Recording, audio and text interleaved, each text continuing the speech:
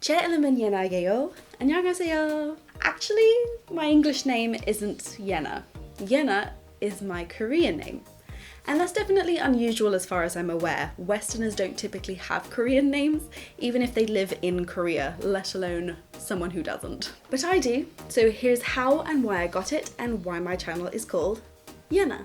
In my video where I'm talking about why I'm learning Korean, link just up here, I explained that a few years ago I was working in the study abroad department at a university in America, where a third of the students studying abroad there were from Korea. One of the things I did was register the students to the university, so I'd go through a lot of their names. A lot of them registered with a Romanized version of their name, which means their Hangul Korean characters were represented in the English language.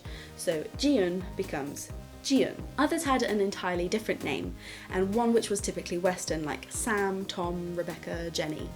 Or not typically, like my lovely friend Haha. From my experience having talked to them, many had those names because they'd lived in America previously, whether they were born there or had moved there briefly, though not everyone for that reason. And the reason why they had a Westernized name instead of just using their own name was due to Westerners having difficulty pronouncing their Korean names, or their parents wanting to give them names to help them fit in better at school, or they just basically wanted one. My friend Haha chose his name for a really sweet reason, because he liked to put a smile on people's faces. And when people said Haha, it was like they were laughing.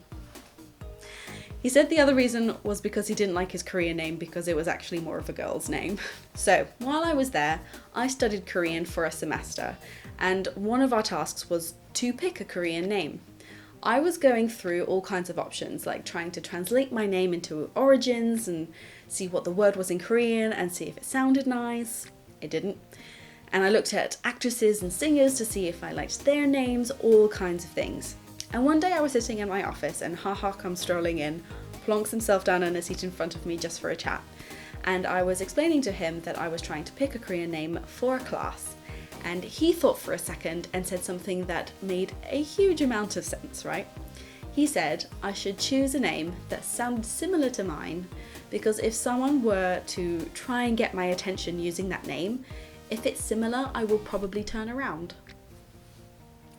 So he actually picked Yena for me because my English name is Elena.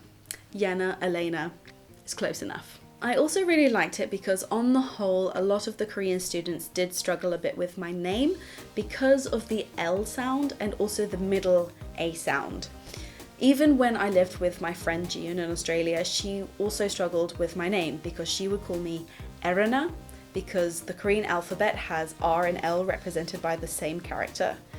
And the Korean language also doesn't have specific emphasis on specific syllables, they just put the same emphasis on all syllables. So instead of Elena, where the emphasis is in the middle, it was just Erena.